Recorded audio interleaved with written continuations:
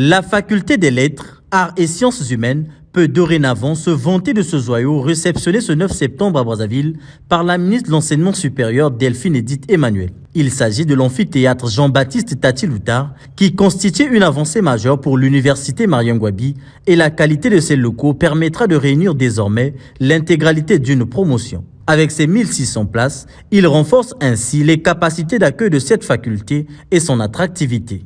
Un amphithéâtre est le lieu par excellence dans lequel on vivifie le savoir.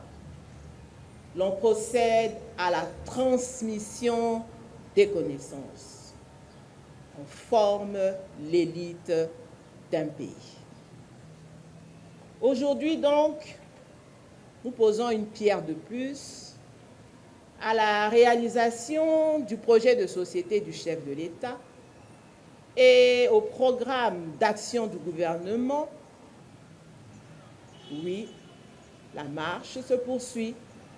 Aujourd'hui, nous réceptionnons cet amphithéâtre, mais nous sommes conscients des nombreux besoins en infrastructure qui vont nous amener à poursuivre le processus de construction quand il est inachevé, quand il doit être entrepris et surtout la réhabilitation des bâtiments existants. Après lecture des œuvres littéraires de Jean-Baptiste Tati Loutard, héritage riche et varié qui se traduit par la quintessence de ses ouvrages, le tour est à la visite.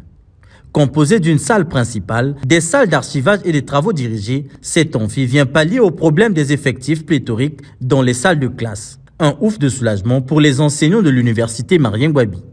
Dans ce présent sanctuaire universitaire, où les pensées et les énergies sont unanimement tendues pour capter les forces naguère mystérieuses de la nature et les mettre au service de la société, il n'y a pas de place pour l'oisiveté.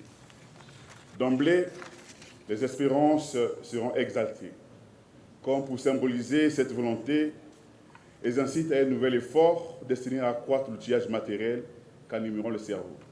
Sans doute, nous en sommes convaincus. Cela permettra d'assurer des enseignements dans des conditions et de permettre également aux étudiants de travailler dans des conditions équitables, surtout que nous vivons un phénomène de massification. La mise à disposition de cette infrastructure nous permettra de mieux faire notre travail et surtout de faciliter, d'améliorer la transmission des connaissances vis-à-vis des apprenants de la faculté des lettres, arts et des sciences humaines de l'université Mariam-Gouabi. La joie est également partagée du côté des étudiants qui ont longtemps décrié les conditions d'études dans cette faculté. Aujourd'hui, c'est un ouf de soulagement. Depuis 2015, qu'on a inauguré André Bouya et Ndinga Oba pour le compte de la FSE et la faculté de droit, aujourd'hui, enfin, le tour vient à la faculté des lettres, arts et sciences humaines. De telles infrastructures avec une capacité d'accueil de plus de 1500 étudiants, nous avons que à être ravis parce que nos amis étudiants et surtout nos petits frères, quand ils viendront ici à la Flash, ils seront très fiers d'apprendre dans ces conditions. La formation qualitative du capital humain dans les meilleures conditions, c'est ce à quoi le gouvernement est engagé depuis plusieurs années. Cet amphi s'ajoute à ceux des facultés de droit et des sciences économiques. Une dynamique saluée par le conseiller du Premier ministre en charge des questions de jeunesse. C'est ici, c'est dans le temple du savoir, c'est dans le temple de la connaissance, dans le temple de cette pensée qui se veut positive, mais aussi constructive, que se prépare l'avenir et que se joue aussi une partie de notre avenir commun.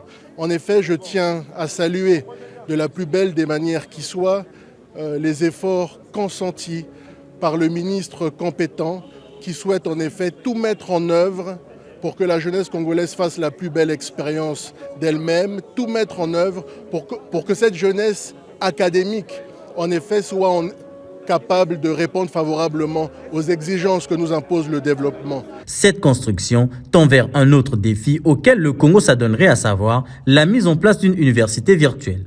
Delphine Edith Emmanuel a annoncé pour très prochainement la tenue du 4e Conseil national de l'enseignement supérieur, un moment de revisiter et repenser l'actuel système du cycle supérieur.